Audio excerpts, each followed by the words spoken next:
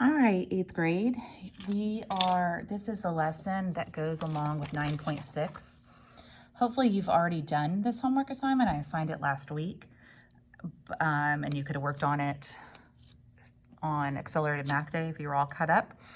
But just in case, it's been probably a week since you've done it. If you want a little recap, I was going to just do one example of this lesson. So this is the lesson that goes with your homework, page 513, 25 through 38. This lesson is a hodgepodge of the entire chapter. You're not doing the same thing for every single type of problem. So me doing an example is not going to be, they're all not going to be the exact same as what I'm doing. So you just have to use the rules for each one. So as a recap, the first rule is to always see if there is a GCF. The second rule is to see if it is a perfect square trinomial, because if it is, then it makes your life a lot easier. And then if not, that's when we have to do the factor pairs. So, all right, I'm just gonna pick one at random. I don't know what's gonna happen with it, but actually, which one do I want to do? All right, here we go.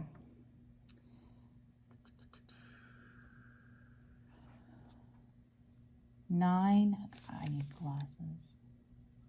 Actually, I'm going to do one of your homework problems.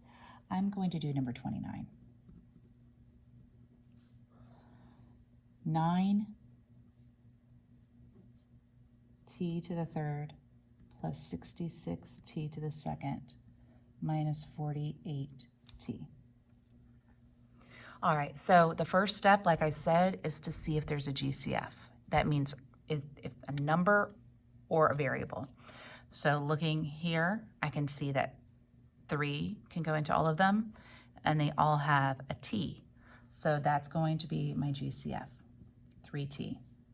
So you write 3t, and in the parentheses, you write what's left. 9 divided by 3 is 3.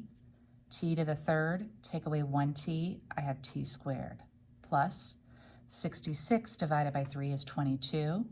I had 2 t's, I took away 1, so I have 1. 48 divided by 3 is 16, and the t's cancel out. So this is not a perfect square trinomial.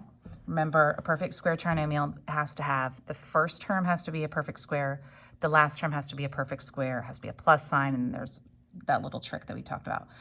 But it's not. So since it's not a perfect square trinomial, that means we're going to go to here, factor pairs. Since I have a coefficient in front, that means I have the first term. I have to multiply the 3 times negative 16. So that's negative 48. Remember, this sign means that you're subtracting and that the signs are going to be different.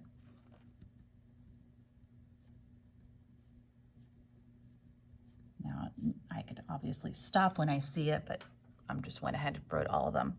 So I'm subtracting, and I'm trying to equal the middle term.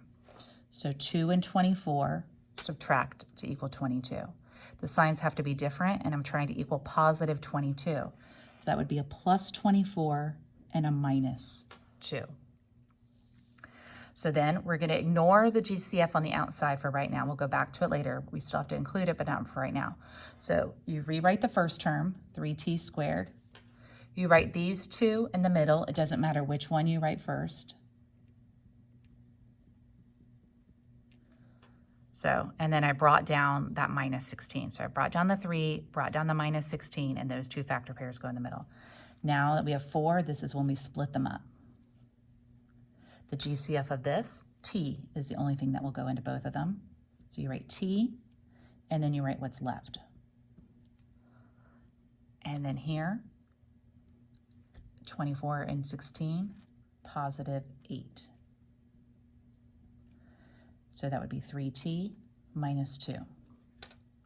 So whatever I factored out comes together. Whatever's left over, and you know that we're correct because these match, so I'm good. And then don't forget to bring back or down that 3t that we started with. So that is it. I think you should be fine with this lesson, but write me on Schoology with any comments or questions you have, or if I'm blocking and if there's anything I can improve when I'm doing these little examples. So, all right, bye.